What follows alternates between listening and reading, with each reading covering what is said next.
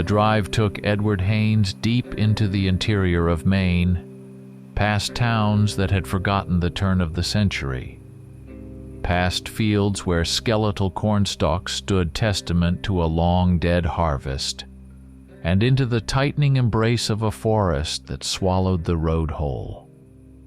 The scent of pine resin and eternity, thick and ancient, pressed in from all sides, mingling with the damp, earthy smell of fallen leaves and a distant cold tang, sharp like clean-cut steel. He was heading for his grandfather's old hunting cabin, a place he hadn't seen in over 2 decades, a place that, in his memory, shimmered with sunlight and the happy echoes of a childhood long gone. Now, it was just a destination, a final retreat from a world that had suddenly become too loud, too bright, too utterly meaningless. Every mile closer to that weathered, silvered by-time shack was another twist of the knife in his gut. The silence of the forest, once a comfort, now was a heavy shroud. His son, a boy with eyes like Edward's own and a laugh that chased shadows from any room, was gone, taken by a sickness that had stolen him with horrifying speed. The ground had taken him, and Edward had felt himself hollowed out, a mere specter haunting his own life. He was not here for a trophy. He was here to hide, to let the forest swallow his grief, to let it tear him apart so there'd be nothing left to feel. The woods, as he pulled his beat-up Ford pickup down the barely discernible dirt track that eventually led to the cabin, were unnaturally quiet. No chickadees chirping, no woodpecker's insistent tap, not even the distant hoot of an owl that usually filled these deep groves. Just a profound, deafening stillness. The very air itself grew thick and viscous, refusing to carry sound. He saw no deer, no rabbits, no squirrels darting across the forest floor. The game Edward was so accustomed to, the animals he'd hunted since he was a boy no bigger than his lost son, had given these usual trails a wide berth. All he found were faint, half-erased tracks on the mossy ground, vague impressions that revealed nothing. The forest had collectively decided to hold its breath. Beyond the damp earth and the scent of spruce needles, a foreign, acrid aroma hung in the air. It was metallic, sharp like the taste of blood on his tongue, mixed with the musty smell of old, wet rags, the kind found rotting in a forgotten corner of a cellar. It seeped into his lungs, coated the back of his throat, bringing with it a faint dizziness and an inexplicable anxiety that had nothing to do with the loneliness of his chosen exile. This was not the comforting smell of nature or the familiar tang of approaching rain. This was something else, something wrong. He had stopped at the only tavern in the closest semblance of a town, a place that barely registered as a dot on a map. Inside, the sparse light of a kerosene lamp pushed back the encroaching gloom with difficulty. A grizzled old man, his eyes rheumy and clouded with age, nursed a sour beer. His voice, a whisper lost amidst the creak of the warped door, had been unsettling. "Don't go to the northern slopes, young man. Not wolves up there. Not anymore. There's ancient things. It waits. Waited for centuries." Edward had dismissed it as old man's ramblings, the superstitious nonsense heard in forgotten corners of the world. But the words had clung to him like burrs. Now, in the suffocating silence of the deep woods, they returned, sharp and unsettling. The first night in the cabin was a restless affair. The wind, when it finally stirred, sighed through the cracks in the ancient logs, weaving thin, moaning melodies that sounded like grief.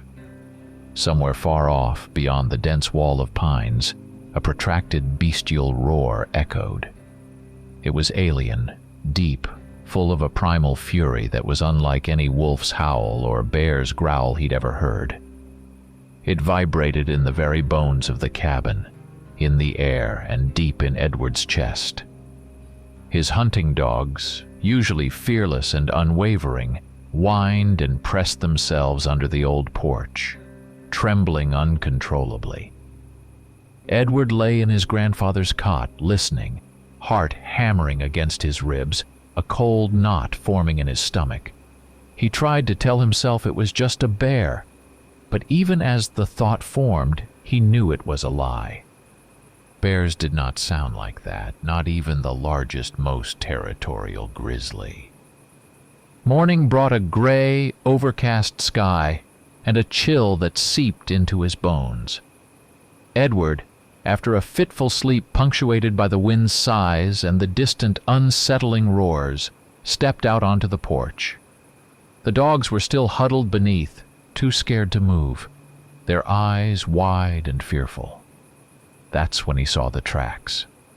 Not on the damp earth, where any paw print or hoof would have been natural, but on a smooth, moss-covered boulder that lay a mere 20 paces from the cabin.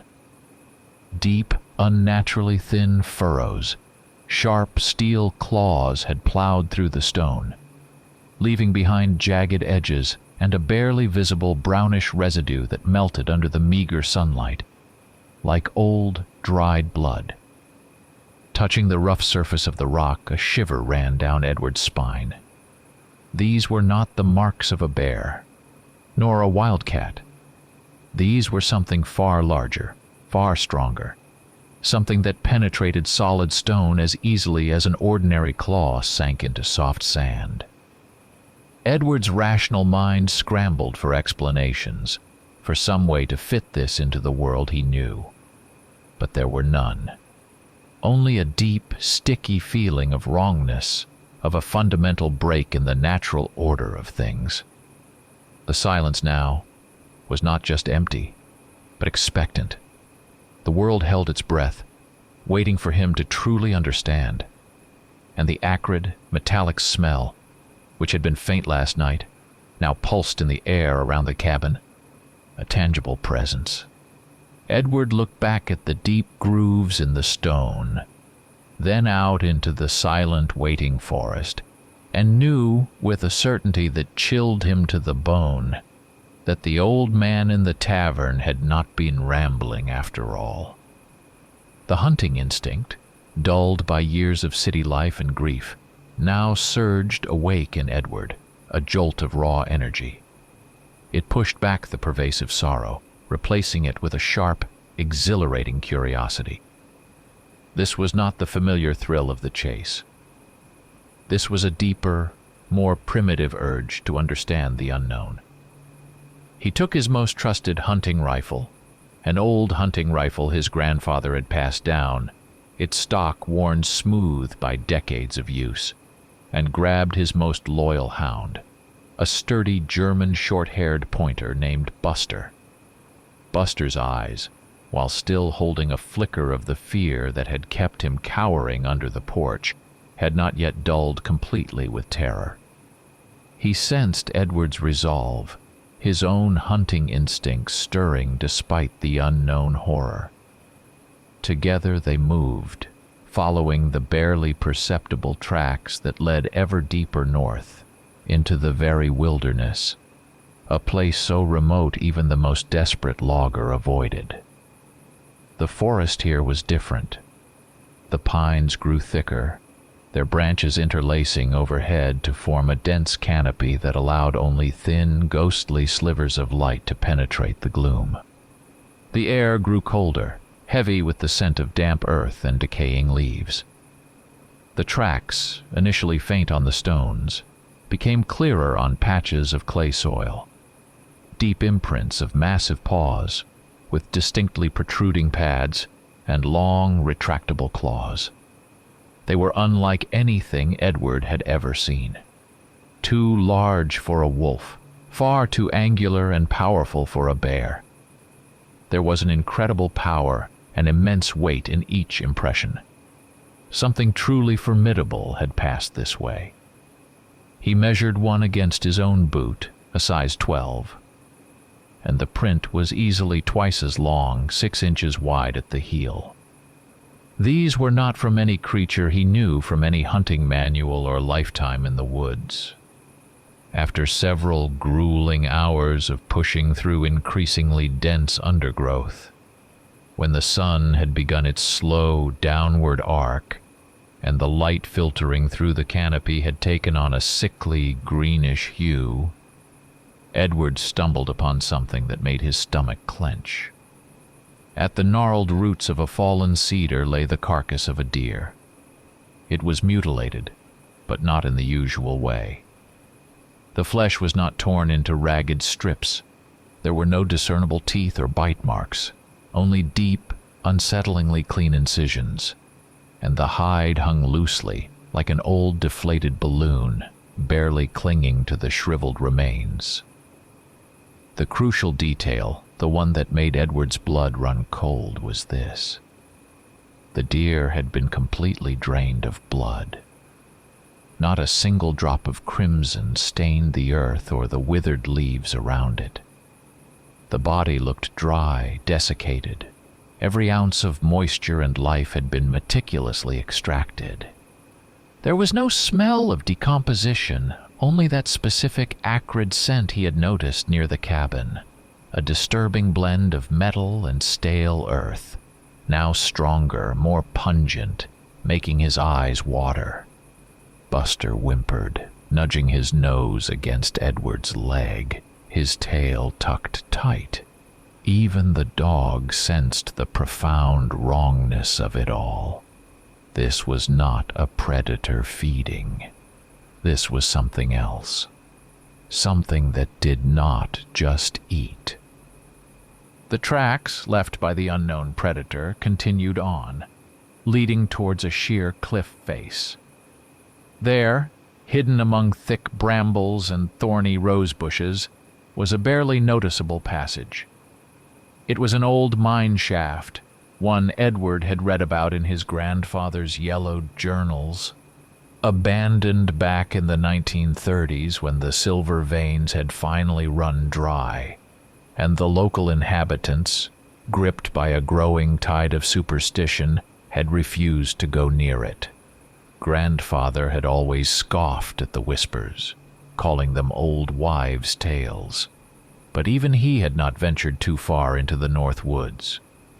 Edward pushed aside the thorny branches, the sharp needles tearing at his coat, and found the gaping maw of the entrance. It was a black hole, promising nothing but darkness. He switched on his heavy-duty flashlight, its beam piercing the gloom, and stepped inside. The air was instantly colder, heavier, carrying the metallic tang along with the scent of deep earth and mineral deposits. Inside, barely visible in the flickering light, lay mounds of bones. Not simply scattered remains, but polished, bleached skeletons of various animals, foxes, rabbits, even bears, stacked in neat, artistic pyramids. Someone had painstakingly collected and preserved them. They exuded a chilling, hollow emptiness that seeped into his very mind, making his scalp prickle. It was a bone chapel, a gruesome altar to some unseen deity. Edward felt the internal tension escalate, winding tighter and tighter in his chest. The forest around the mine, even though he was inside, was mute, holding its breath. Only his own ragged breathing disturbed the dead silence. His skin crawled with goosebumps, and the sensation of being watched became physical, a crushing weight. He felt like prey, caught in a trap, and the invisible hunter, he realized with a sickening lurch, relished his fear. Buster, who had reluctantly followed him inside, now whined louder, a low, terrified sound, and began to back away, pressing himself against Edward's leg, trying to burrow into his pant leg. The dog refused to take another step into that bony darkness. Edward's rational mind, stretched to its breaking point, knew he should turn back, But the morbid curiosity, the awful need to understand, held him rooted to the spot. The old man's words. Something ancient. It waits, now echoed with terrifying clarity in the echoing silence of the bone-filled mine. The air inside the mine was not just cold, it was dead, utterly devoid of movement. Time itself had stagnated within its rocky confines. Every breath was a struggle, his lungs burning with the raw, musty smell of damp earth and something acridly mineral, a scent that caught in the back of his throat and made his teeth ache. Edward felt his blood turn to ice in his veins, and the hairs on the back of his neck stood on end, a primal alarm blaring in his brain. Buster, who had so reluctantly followed him, now whimpered again, a low, terrified sound, and pressed himself flat against the ground, refusing to budge an inch deeper into the crushing darkness. The dog's fear was a tangible thing, a cold wave that washed over Edward, amplifying his own growing dread. His gaze, erratic and restless, swept across the walls of the adit. On the rough, moist stones, he discerned faint indentations, marks of grooves carved by something far sharper and infinitely more powerful. Some of them were fresh, their edges still sharp and unweathered, made only moments before his arrival. A non-human horror, a cold, creeping certainty that defied all logic, began to slowly but inexorably seep into his rational mind, poisoning his perception of reality. The world was not as he knew it. This place was a testament to that horrifying truth. The stone pyramids of bones, which had initially presented as a mere savage repository, now took on the terrifying aspect of some macabre sanctuary. The bones, polished by time and bleached to an unnatural white, gleamed faintly in the shifting beam of his flashlight, casting bizarre, dancing shadows that capered along the walls like silent, spectral figures. This was no mere predator's den, no simple lair. This was a place where something collected, where something resided, and had resided for a very, very long time. The sheer volume of bones, all meticulously arranged, spoke of an intelligence, albeit a terrifying one behind their presence. It was a museum of death, curated by a force beyond human comprehension. Edward felt with sickening clarity that he was being watched.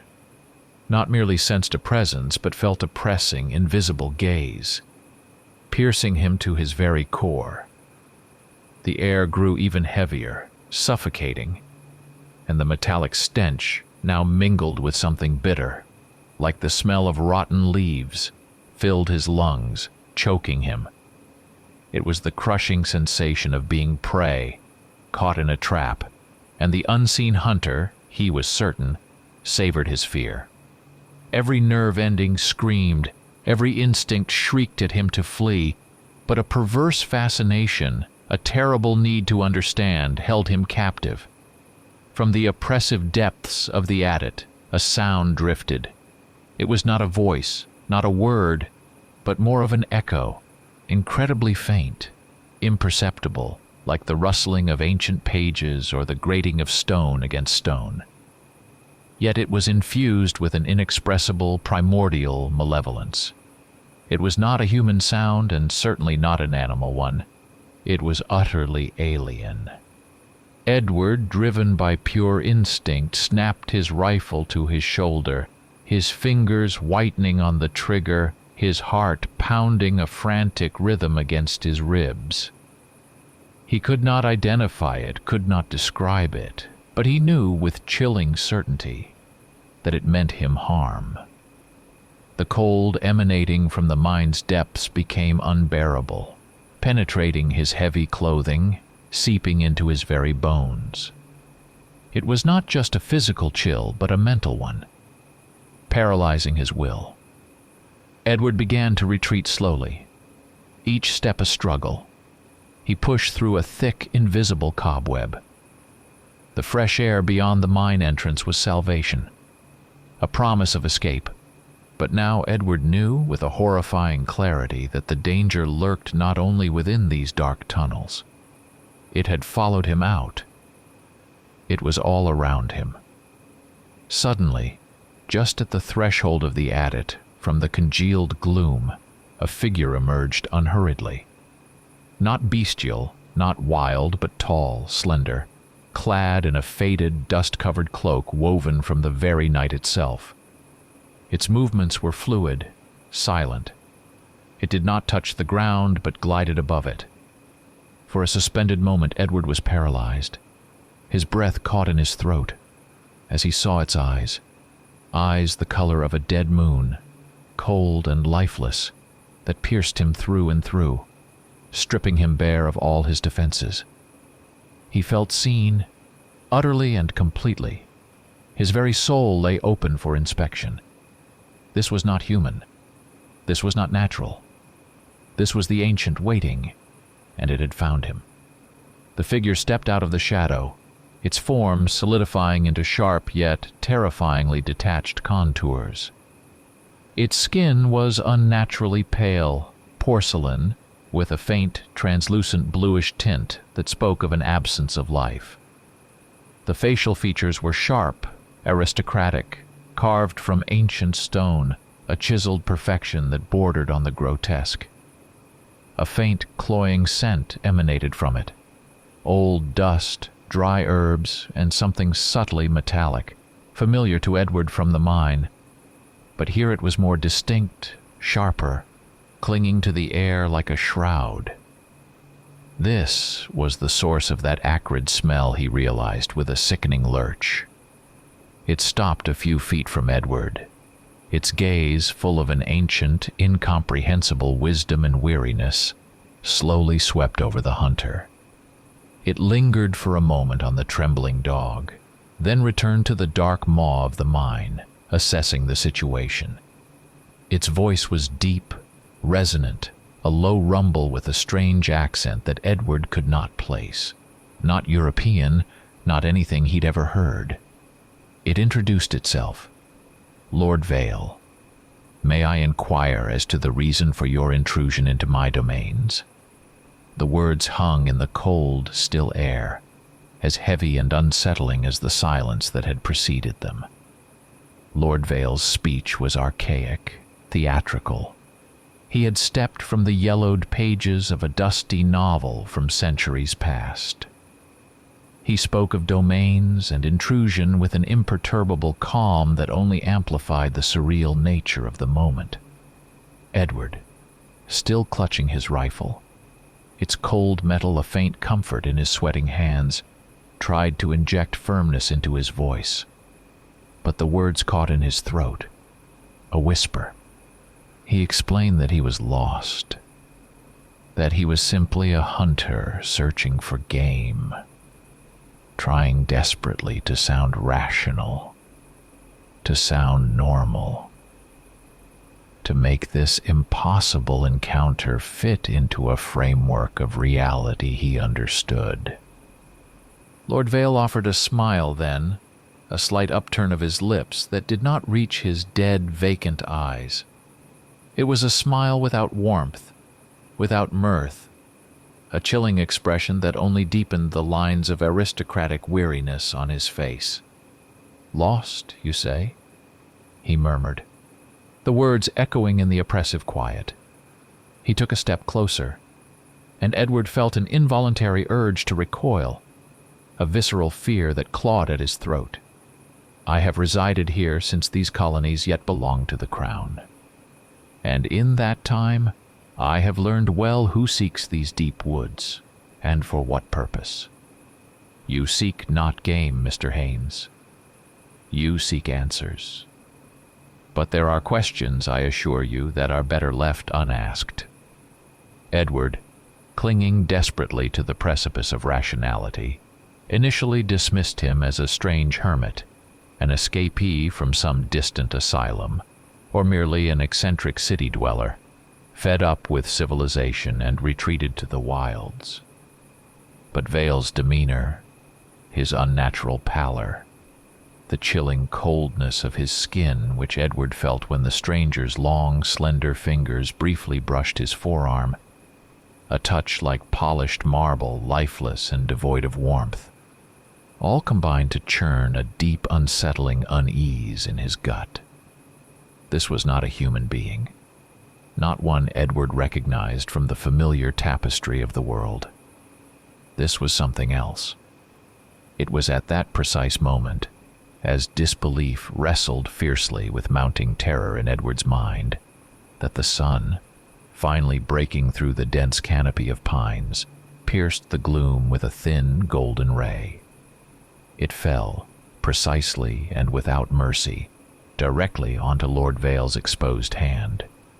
In that very instant, the stranger's skin hissed, a sound like steam escaping a pressure valve, and a thin wisp of smoke curled upwards. Vale himself, as if woven from mist, dissolved into the air, vanishing into the dense shadow of the nearest tree with such breathtaking speed that the human eye simply did not track his movement. Only the lingering, acrid smell of burnt flesh and sulfur remained, a cruel, undeniable testament to what had just occurred. Edward stood frozen, rooted to the spot, his knuckles white as he clutched the stock of his rifle. His dog, tail tucked tightly between its legs, let out a low, desperate whine, nudging its head frantically against his owner's leg. Seeking solace, Edward could not provide. The rational world, the solid, predictable reality Edward had so desperately clung to, shattered around him, crumbling into dust and impossible fragments. He had just witnessed a man, or something that looked like a man, dissolve into shadow, burned by sunlight. It was impossible, and yet it had happened. A cold sweat plastered his clothes to his skin, and in his ears the suddenly deafening silence of the forest roared. He looked at the spot where Vale had been, then at the smoking air, and then, with dawning horror, understood that the old man's warnings in the tavern had been direly insufficient. The return to the cabin was less a walk and more a headlong flight. Every creak of a branch, every rustle of leaves underfoot, sent a fresh jolt of fear through Edward, causing him to whip his head around, rifle raised, envisioning dead moon eyes staring back from the deepening gloom. He slammed the heavy wooden door shut, fumbling with the various latches and sliding the iron bolt home. But these measures felt laughably ineffective against what he had just witnessed. Lord Vale's eyes, the color of a dead moon, remained stubbornly fixed in his mind's eye, a chilling afterimage, and the pungent, sickening scent of burnt flesh still clung to his nostrils, refusing to be dislodged. The fear was corrosive, a slow acid eating away at every corner of his consciousness. Edward tried to convince himself it had been a hallucination, a trick of light and shadow, a stress-induced figment of his overwrought imagination, but his gut screamed the opposite. He paced the small cabin, from the rough stone hearth to the worn wooden table, pouring himself a generous measure of harsh whiskey, the kind his grandfather used to brew in secret. But the alcohol, instead of dulling the edges, only sharpened his senses, amplifying the sensation of unreality. Every beat of his own heart, a frantic drum in his ears, was impossibly loud. The cabin, once a haven of rustic comfort, now was a paper-thin shell, utterly inadequate against the encroaching dread. Night descended upon the forest, thick and black, like spilled ink. The sky was choked with heavy, oppressive clouds, and not even a sliver of the moon was visible. The darkness was absolute, a suffocating blanket that pressed in on all sides. The silence, usually a balm in these woods, now was a physical weight, buzzing in his ears, a prelude to something unspeakable. The dogs, his loyal companions who had finally ventured back from under the porch, now whimpered again, a low, mournful howl, full of desperate foreboding. It was not the ordinary fear of animals sensing a predator. This was a deeper, primal terror, an animal horror before something utterly alien and unheard of, something that defied their instinctual understanding. They scraped at the door trying to get in, but Edward could not bring himself to open it. He knew they'd just be another casualty. Then the sound came. At first it was faint, barely discernible, a soft rustle. Something large and heavy pushed its way through the dense undergrowth. Edward froze, whiskey glass halfway to his lips, every nerve on high alert. Then came the crunch of breaking branches, growing louder, closer, inexorably approaching. Something colossal charged directly towards the cabin, ignoring any obstacle in its path. The ground beneath Edward's feet began to vibrate, a low, rumbling tremor that made the whiskey in his glass ripple faintly, and his teeth began to chatter, a frantic, uncontrollable rhythm. Suddenly, with a thunderous crash that was a wall collapsing, something slammed into the side of the cabin. The ancient logs groaned and splintered, sending shards of wood flying inward, peppering the far wall. From the gaping hole it had torn, something immense burst through, covered in thick, bristly gray-black fur. Its eyes burned like two smoldering coals in the suffocating darkness, and a guttural roar full of wild, blind fury ripped from its massive maw. Claws, impossibly long and sharp, tore at the remaining wood, leaving deep, ragged gouges in the timber. The metallic scent, which Edward had come to associate with Vale, was now mixed with a rank, animal odor, something musky and sickly sweet, like decaying meat. Edward, despite the paralyzing terror that gripped him, reacted on instinct, raising his rifle. The loud crack of the shot ripped through the night, echoing in the confined space, but the bullet only infuriated the monster. It roared again, a sound that vibrated in his chest, and lunged at Edward. The air filled with the stench of his own sweat, animal fear, and something acridly predatory. He felt a huge, crushing paw, tipped with those razor-sharp claws, slam into his shoulder, tearing at his flesh and grinding bone. Before he was flung violently across the room, slamming into the opposite wall, his head cracking against a loose plank. Pain, white-hot and agonizing, exploded through his shoulder. And in that very instant, as the monstrous beast raised its paw for another devastating blow, poised to finish him, Lord Vale emerged from the deepest shadow, spun from the very fabric of the night. He moved with impossible speed, a mere blur to Edward's pain-addled vision. His hands, pale and slender, but now possessed an impossible strength, wrapped around the creature's thick neck. Edward, through the haze of pain and shock, saw the veins on Vale's forearms bulge, taut as steel cables. And then, with a sickening wet crunch, Vale tore the monster apart with his bare hands. The head, which moments before had been roaring with savage fury, flew off to the side, landing with a wet thud, and the massive body collapsed, spraying the floor with thick, black blood that gleamed like crude oil in the dim light. The silence that followed was even more terrifying than the chaos. The first rays of dawn, thin and hesitant, found Edward Haynes slumped against the splintered wall of his cabin, the heavy rifle still clutched in his trembling hands. A jagged piece of broken log had pierced his forearm, and the pain, though a dull and insistent throb, felt distant, an afterthought. The physical agony was a mere mosquito bite compared to the profound, shattering shock that still held him in its icy grip. Before him, sprawled on the cabin floor, was what had, only moments ago, been a living, roaring monstrosity.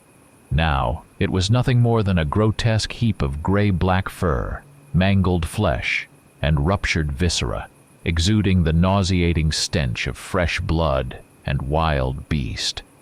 Lord Vale stood over him, as pale and serene as ever, but on his face Edward now discerned exhaustion, a weariness that went beyond mere fatigue.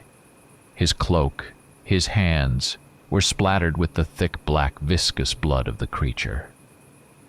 He made no move to wipe it away, merely gazed down at Edward with those lifeless eyes of a dead moon.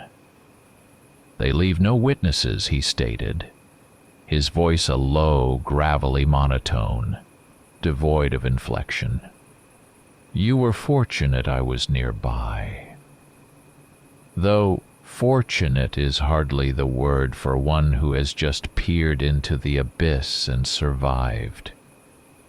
The words were not meant as comfort, but as a chilling statement of fact. Then Vale, resigned to some ancient, unavoidable duty, began to speak. His voice remained even, utterly devoid of emotion, as he merely recited from an ancient, forgotten scroll.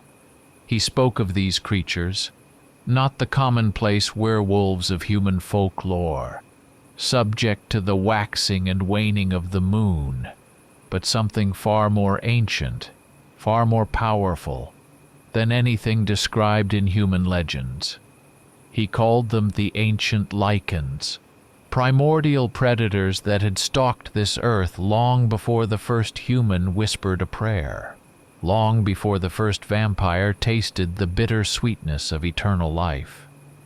They were, he explained, pure, unreasoning fury, the embodiment of untamed chaos.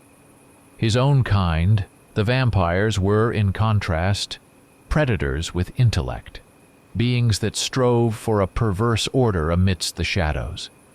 He confessed that his lineage, the vampires, had waged a silent, brutal war with these lichens for centuries, a conflict stretching back to the earliest epochs of man. The very forest in Maine, these wild, untamed groves, had been their ancient battleground, a place where rivers of blood had been shed, and the screams of agony had been swallowed by the whispering pines. The lichens, he reiterated, were unthinking engines of destruction, while the vampires, though monstrous, held to a twisted sense of purpose. "I have culled them for centuries," Vale continued, his voice resonating with the echo of countless past ages. "Many have fallen by my hand, but they do not vanish without a trace. Only 2 now remain, and they sense that the strength of my kind, the ancient bloodlines, is waning. They are gathering, seeking to finish what their ancestors began, to cleanse this world of us, and then of the humans, whom they consider nothing more than cattle, mere sustenance." Edward listened, captivated and horrified, his mind desperately clinging to the last vestiges of sanity, trying to reject everything he heard as the raving of a madman. But the utterly bloodless deer, the neatly stacked bone pyramids in the mine, Vale's impossible disappearance in the sunlight, and now, finally, the dismembered body of the creature on his cabin floor, all coalesced into a single, terrifying, undeniable picture.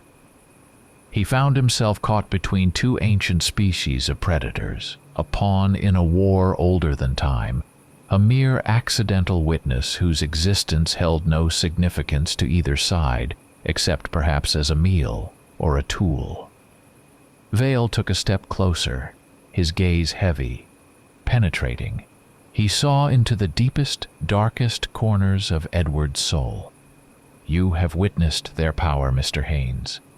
You have glimpsed mine, but they are not yet extinguished. If I fall, they will multiply. This forest will become their domain, their hunting ground. And then, inevitably, your world will follow. I require assistance, not as a hunter, nor as a warrior, but as a man, one who values his own kind. The demise of my adversaries is the salvation of your world. The choice now is yours. The silence that followed was heavier than any words, laden with an unspoken threat and an offer that was, in its own terrible way, a form of damnation. Edward looked at the black blood on the floor, then at the unnaturally pale man, and knew, with absolute certainty, that his life and the world would never be the same.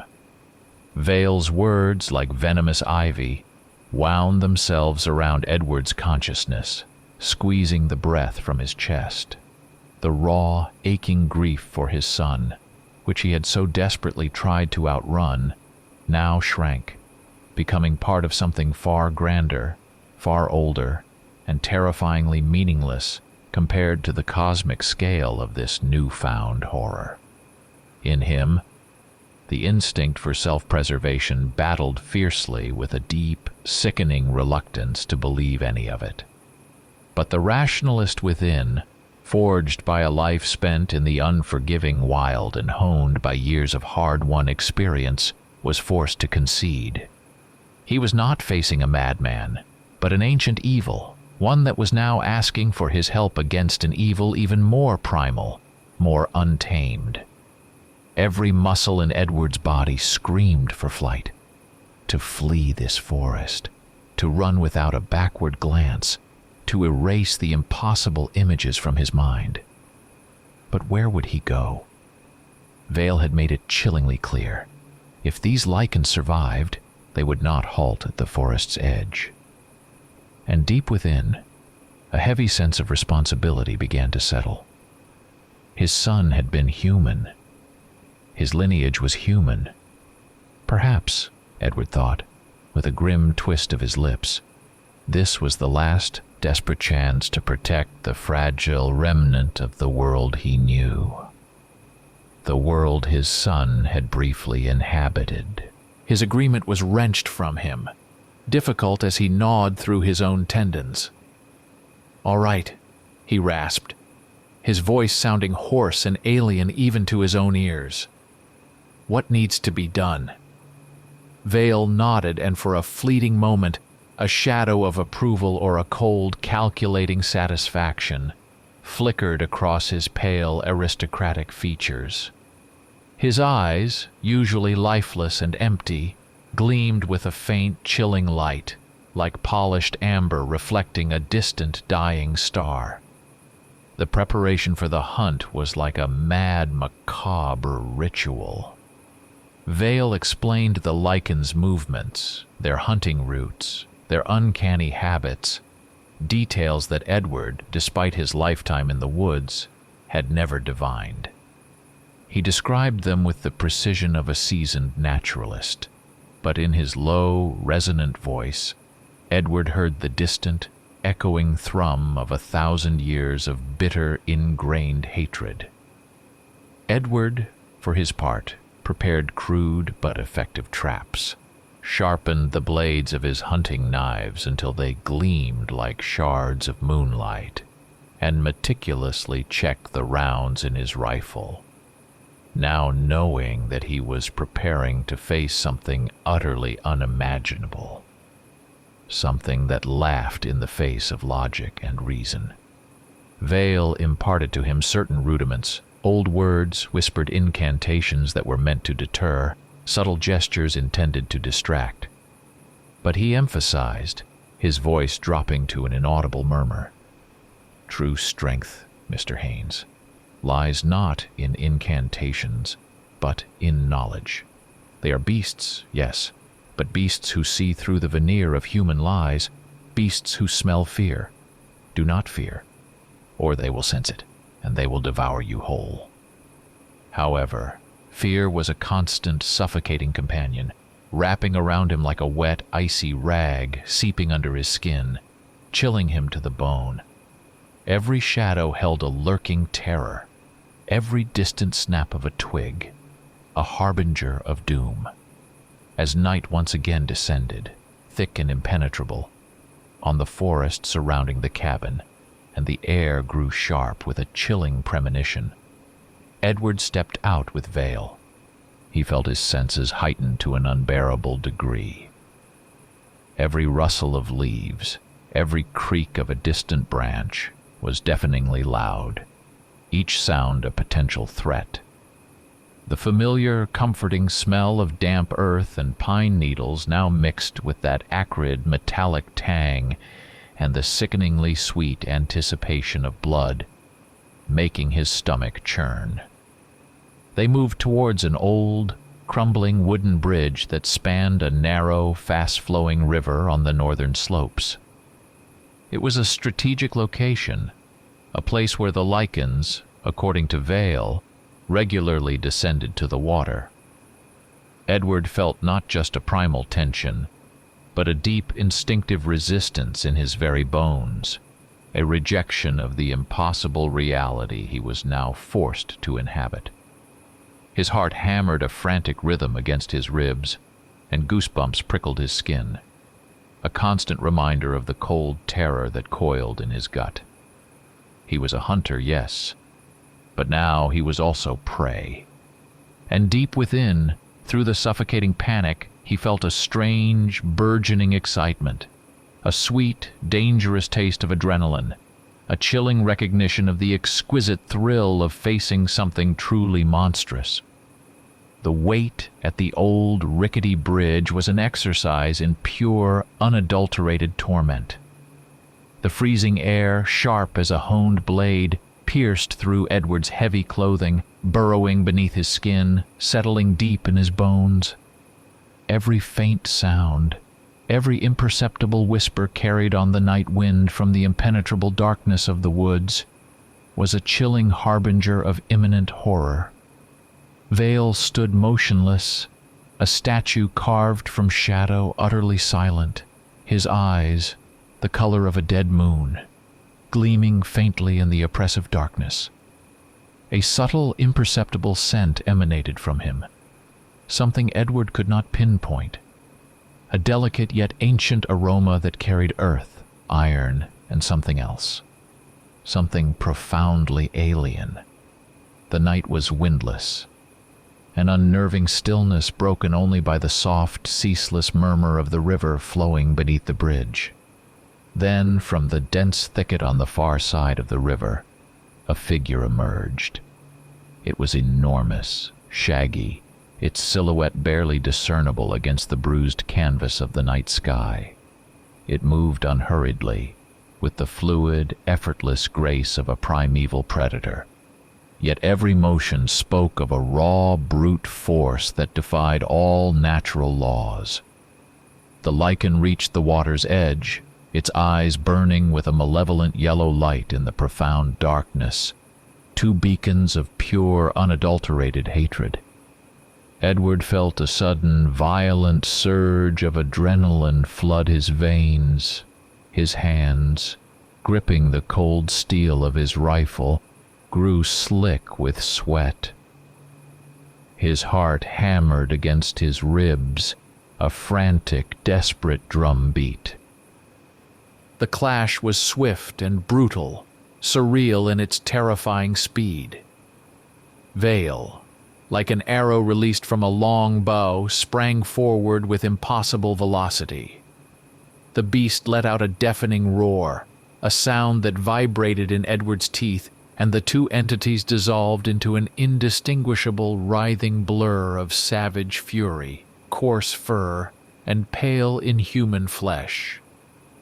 Edward heard the sickening roars, the wet crunch of breaking bones, the horrific sound of flesh being torn, all mingled with Vale's sharp, venomous hisses.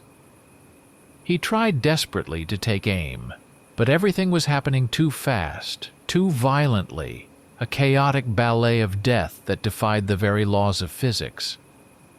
One of the lichens, the one that had first appeared by the water's edge, suddenly crumpled. Its massive body, heavier than anything Edward had ever witnessed, slammed into the shallow river, sending up a spray of water that for a fleeting moment caught a sliver of moonlight breaking through the clouds, turning the droplets crimson. Deep, ragged wounds gaped on the beast's body, oozing thick black blood that stained the riverbed. But Vale, standing over the fallen monster, was unnaturally ravaged.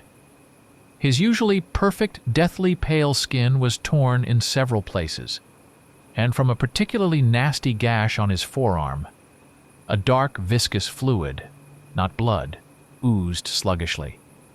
It was Edward's first time seeing a creature like Vale wounded, truly injured.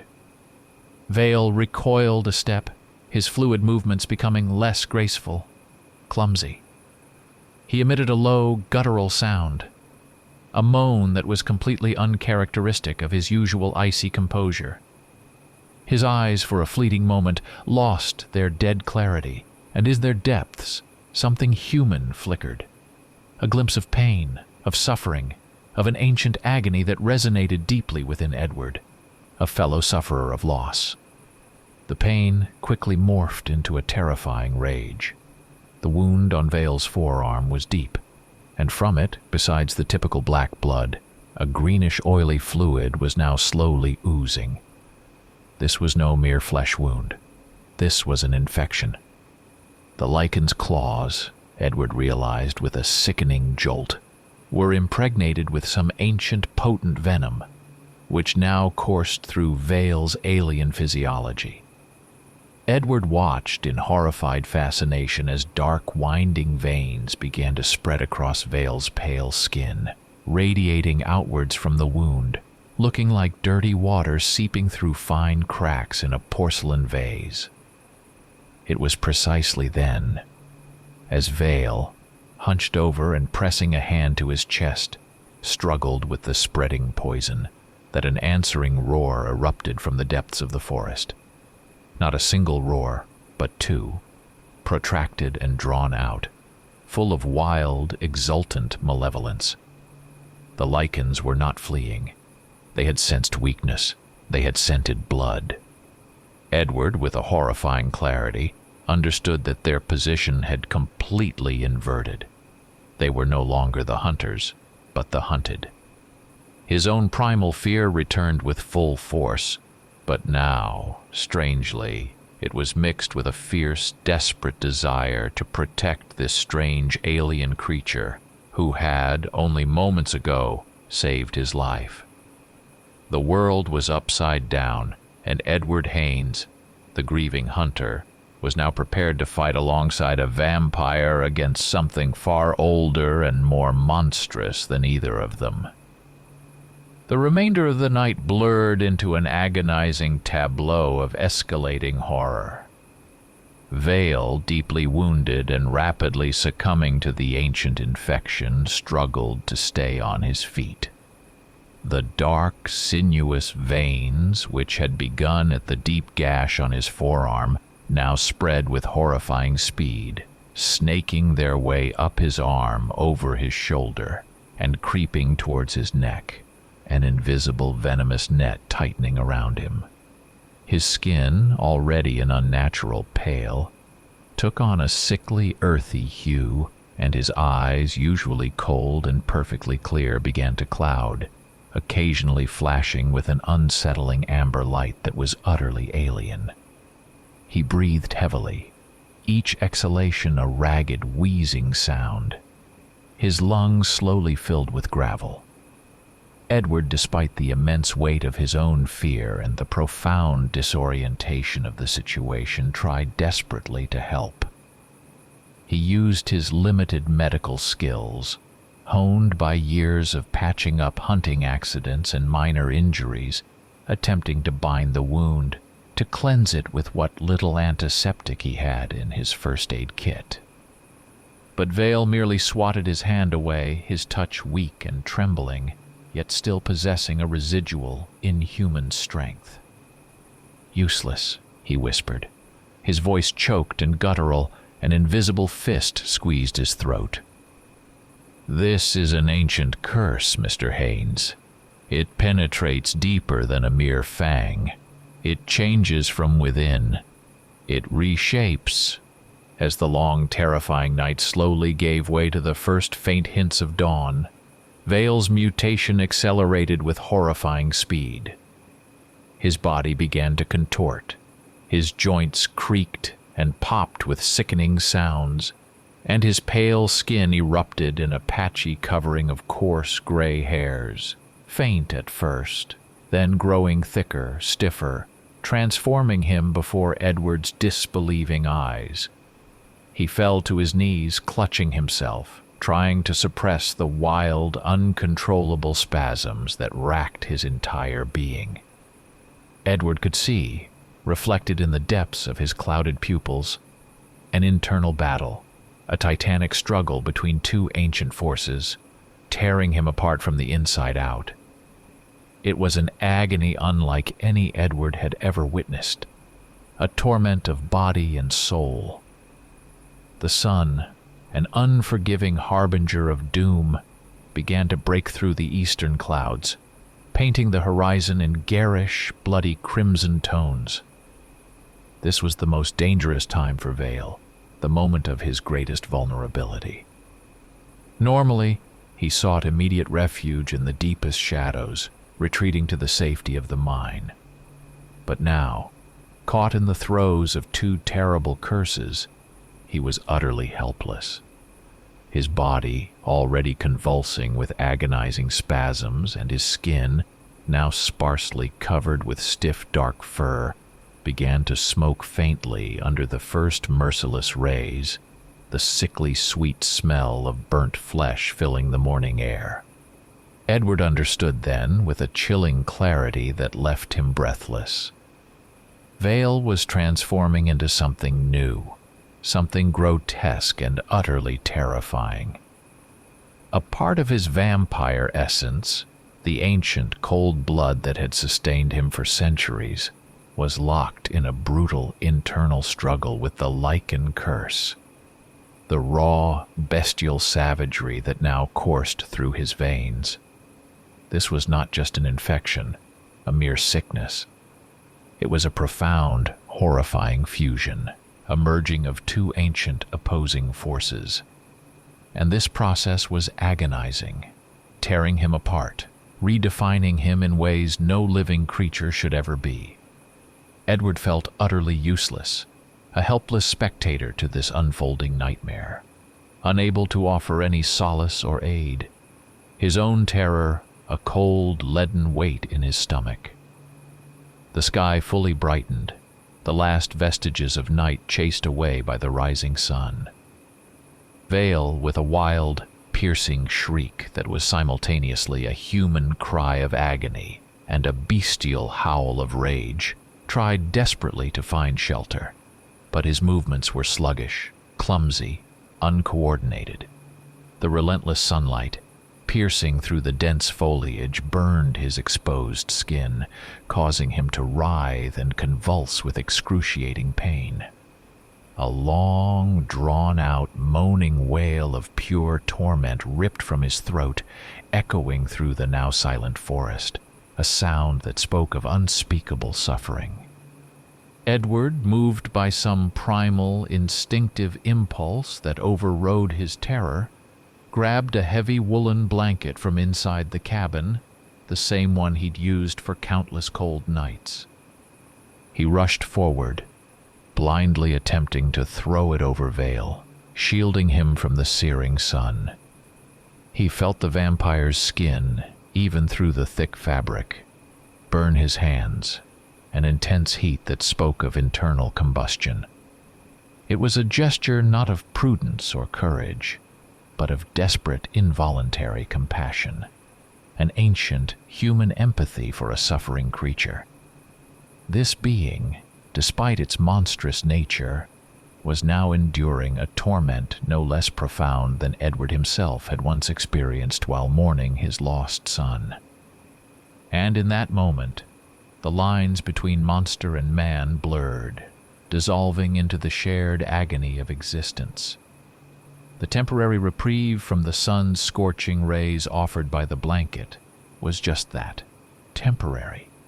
Beneath the thick wool, Vale's body continued its grotesque metamorphosis, emitting a horrifying symphony of strange, breaking sounds. The wet crunch of bones reshaping, the tearing sound of flesh stretching and reforming. The air around the cabin grew thick and putrid, heavy with the cloying scent of blood, the rank musk of animal fur, and something acridly acidic, a smell that made Edward's eyes water and his stomach churn. He felt the very earth beneath his feet vibrate with an unseen, terrifying tension. The ground itself braced for impact. The unsettling silence, broken only by the horrific sounds of Vale's transformation, was short-lived. From the deep, dark heart of the forest, a new roar erupted, closer now, impossibly close, thick with impatient bloodlust. Not one, but two roars, echoing each other, hungry and merciless. The two remaining lichens, invisible but palpably felt in every fiber of Edward's being, had encircled the cabin. Their heavy, earth-shaking footsteps vibrated through the floorboards, and from their massive throats issued low, guttural growls, pregnant with menace and the promise of carnage. Edward, his teeth clenched so tight his jaw ached, prepared himself for battle. He fumbled in the old wooden box, retrieving the precious few silver bullets his grandfather had meticulously cast for special occasions, loading them into his trusty rifle. He laid out his hunting knives, a razor-sharp tomahawk, and a rusty hatchet, anything that offered a meager defense. The rational part of his brain screamed that this was sheer suicide, a desperate, futile act. But the primal instinct for survival, now inexplicably fueled by a strange, newfound sense of duty towards the dying vampire, compelled him to act. He was a man, caught in an impossible war, but he was ready to fight like a cornered beast. They attacked simultaneously, erupting through the wooden walls with unimaginable force. Huge, dark silhouettes, like nightmares made flesh, burst into the cabin, their eyes glowing with an infernal yellow fire. Edward, reacting on pure instinct, squeezed the trigger. The silver bullet slammed into one of them, catching it squarely in the shoulder. The beast let out a deafening roar of pain, but it continued its monstrous advance, merely slowing for a fleeting moment. Silver, Edward realized with a sickening twist, caused pain, but it would not stop them. Not easily. The battle inside the cramped cabin devolved into utter chaos. The lichens moved with terrifying speed, their massive claws tearing at the ancient wood, and impossibly at the very air itself. Edward fought with desperate ferocity, his knife strikes precise and aimed at vulnerable spots, but they were mere pinpricks against these towering monsters. The air became thick with the smell of his own sweat, the rich coppery tang of fresh blood, the pungent aroma of splintered wood, and the overwhelming, paralyzing stench of primal terror. He felt his strength beginning to wane, his muscles screaming with fatigue, but he continued to fight, moving with the frantic, desperate energy of a truly cornered animal. In the very throes of the desperate battle, just as one of the lichens had raised its massive, clawed paw for a killing blow aimed squarely at Edward's head, a new horror erupted. From beneath the heavy blanket, tearing it into shreds with a furious spasm, emerged Vale. He was a monstrous sight. His body was now covered in a thick, coarse coat of mottled black and gray fur, through which patches of his unnaturally pale, and in some places sun-scorched, skin still gleamed. The claws on his hands were impossibly long, wickedly sharp, like a beast's. Yet in his eyes, the dead moon's light still burned, mixed now with a feral primal fury. He was both vampire and lichen, a hybrid, a grotesque amalgamation, something terrifyingly in between, something unimaginably powerful, a creature born of two curses. The hybrid veil, letting out a wild, guttural shriek that was simultaneously a human cry of profound pain and a bestial roar of savage fury, launched himself at the two lichens. His movements were wild, uncontrolled, raw, yet possessed an incredible, impossible power that sent shivers down Edward's spine. It was a collision of two ancient, absolute forces, now embodied in a single tormented being. Edward, utterly stunned, stumbled backwards, desperately trying to find cover behind the splintered remains of a chair, and watch this nightmarish, inhuman ballet of death unfold, realizing with a cold certainty that he had become a witness to something no human being was ever meant to see. The battle between the hybrid veil and the two remaining lichens was the terrifying apex of chaos. The cabin, already half destroyed by the initial breach and the ensuing mayhem, could not withstand this inhuman fury. Ancient timber groaned and shrieked under impossible strain. Logs splintered with deafening cracks, and the very roof began to sag and collapse under the repeated impacts and the immense weight of the grappling bodies. The air inside was thick and suffocating, saturated with the coppery tang of blood, the acrid scent of dust, the sickly sweet smell of burning fur, and an electrical premonition of finality, of an end too terrible to fully comprehend. Vale, or what remained of him, moved with an astonishing speed and raw power that defied comprehension. His claws, now impossibly long and wickedly sharp, tore at the flesh of the lichens with savage abandon, ripping and rending. But even they, despite their numerical advantage, were utterly shaken by his terrifying transformation. Their roars, which had initially been full of unbridled fury and bloodlust, now mingled with undertones of bewilderment, and even, Edward thought with a chilling certainty, a sliver of primal fear. They had encountered something new, something that existed beyond their ancient understanding and their millennia-old laws of the wild. The merciless red rays of the morning sun, now higher in the sky, pierced through the gaping holes in the shattered walls and the collapsing roof, beginning to flood the interior of the cabin with an unholy light. For an ordinary vampire, this meant instantaneous, agonizing death, a swift disintegration. But Vale, in his horrific, grotesque hybrid form, endured. Each ray, though it visibly burned him, caused his transformed body to steam and hiss, his furred skin blistering and charring. He was a living embodiment of excruciating pain and unyielding fury, and this agony, instead of weakening him, granted him a terrifying, inhuman resilience, fueling his relentless assault. The relentless battle lasted until well past midday.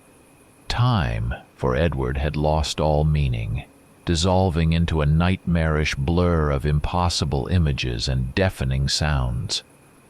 He lay there stunned and battered, his head throbbing, watching as the gigantic, monstrous shadows of the combatants flickered and swayed before his eyes.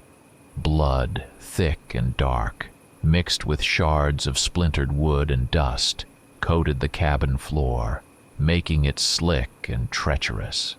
Vale, his body a grotesque, terrifying mosaic of vampire pallor and lichen fur, was both impossibly alive and horribly dead, his power a frightening yet ethereal force, burning itself out in a final furious blaze.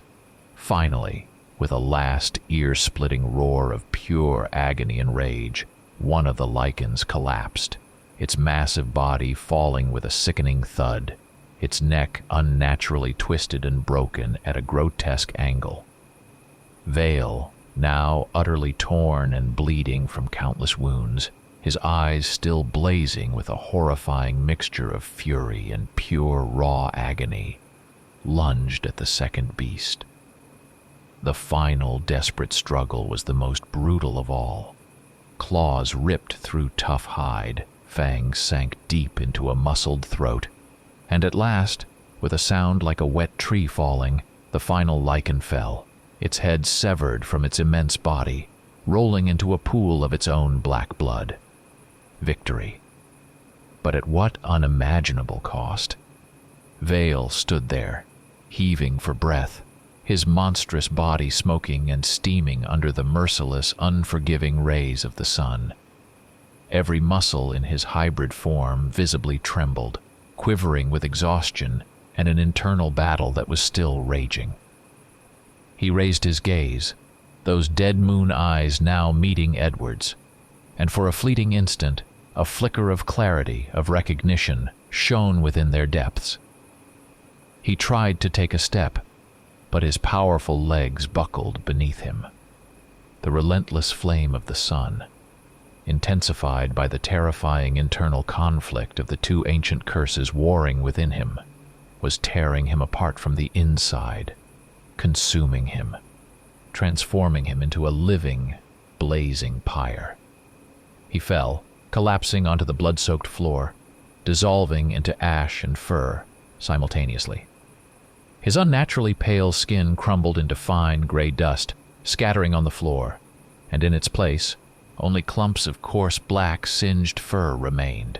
Vale's body, his impossible strength, his ancient existence, evaporated, melting away like snow in a furnace, leaving behind only the sickening stench of char and the faint, acrid smell of old, dried blood.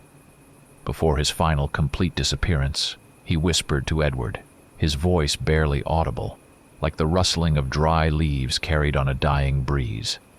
"Now you know the truth, Mr. Haynes. The strongest is he who can be both." And then he was gone, leaving Edward alone amidst the ruins, the impossible truth a cold, heavy stone in his heart. A week bled into existence, marked by a profound emptiness and a chilling, sobering silence. The forest, exhaling a long-held, suffocating breath after a prolonged seizure, slowly, tentatively, began to return to life. Birds, whose songs Edward hadn't heard for an eternity, now tentatively, tremulously began to chirp again from the dense canopy. The wind, once a harbinger of unseen menace, rustled through the leaves, no longer carrying the acrid scent of metal and fear, but rather the familiar, comforting smell of damp earth and growing things. The visible traces of the horrific battle, save for the utterly ruined cabin, had vanished. The forest, like a living, breathing organism, had swiftly and efficiently reclaimed and absorbed everything that did not belong to it, everything alien to its ancient order. Edward Haynes, battered and bruised, exhausted beyond anything he had ever known, but miraculously, terrifyingly alive, gathered what little remained of Vale. It was a handful of fine gray ash, inextricably mixed with scorched, brittle clumps of black fur, and a few jagged fragments of bone that had stubbornly refused to fully disintegrate. He carried them carefully, almost reverently, to the old mighty oak that stood sentinel behind the cabin, a tree that had been a silent witness to his childhood games with his grandfather. It was a strange, unsettling burial for a strange, monstrous being, but Edward felt, with a profound and inexplicable certainty, that he had to do it, that it was a duty he owed to the impossible creature who had saved his life. Night returned. painting the sky with stars that were impossibly bright. When the moon, full and clean, finally climbed above the ancient pines and bathed the forest in its ethereal silver light, Edward noticed the changes. Small at first, imperceptible, but growing with each passing hour. His vision, once sharp, was now impossibly keener, distinguishing every gossamer thread of a spider web, every shimmering dewdrop on a distant leaf, even in the deepest shadows. His hearing had become profoundly deeper, richer, effortlessly catching the frantic rustle of a mouse in the tall grass 100 yards away, the faint chirp of nocturnal insects, and the smell of blood, even his own, now held a strange, unsettling allure, sweet and enticing, no longer merely a metallic tang that signaled danger, but a primal, visceral craving. Gradually, with a terrifying, inexorable clarity that sent shivers down his spine, Edward began to understand. During the last desperate struggle, in that moment of unthinking compassion when he had thrown the heavy blanket over Vale, when the hybrid vampire Lycran had been dying in his hands, a part of its blood, a fragment of its tortured essence, had found its way onto Edward, seeping under his skin into his very flesh. The ancient curse, the dual, intertwined curses that had been so long a part of Vale's impossible existence, were now slowly but surely beginning to take root within him, subtly, irrevocably changing him. On the remaining wall of the half-ruined cabin, amidst the splintered cracks and deep gouges left by the battle, Edward discovered a final, chilling message. It was crudely but deeply etched into the ancient wood, carved with powerful, impossibly sharp claws. The letters were uneven, raw, but horrifyingly distinct, hammered into stone. The predator always inherits the strongest. Now you. These words were not a threat, not a warning, but a stark, undeniable statement of fact, an inescapable and terrifying declaration that had become his new, monstrous reality. Years passed. Then decades. Edward Haynes, once a simple hunter, then a terrified witness, now transformed into something else entirely. He no longer aged. His face, which still bore the faint ghost-like traces of weariness and profound sorrow, was now utterly detached, impossibly eternal. He continued to live in the solitude of the renovated cabin, venturing into the vast, silent forest only at night, when the world surrendered to shadow, and his own new, heightened senses sharpened to an unbearable degree, demanding something new, something unknown, something that only the darkness could provide. The final gaze, the last lingering impression, settles on his face. The wrinkles around his eyes, once deep with experience and grief, now are ancient etchings, yet his skin is impossibly fresh, startlingly young. And then, his eyes, they began to change. Slowly. At first, deep, human, the color of fallen autumn leaves, reflecting a lifetime of pain and endurance. Then they filled with a rich, impossible crimson, like a ripe cherry glowing in the moonlight before shifting again, deepening into a feral amber, glinting with flecks of gold, the unmistakable gaze of an ancient beast, an apex predator. He sits at his grandfather's old writing desk, now his own, inscribing his memories into a worn, leather-bound notebook, a testament for those who one day stumble upon his tale, for those who believe they know who is stronger in the eternal dance of the wild.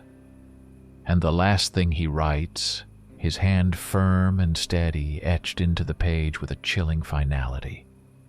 They were both monsters, yes, but the monster that remains, that monster is me. And yes, now I know the truth. The strongest is he who can be human, even when the beast within demands blood. and the night demands its due.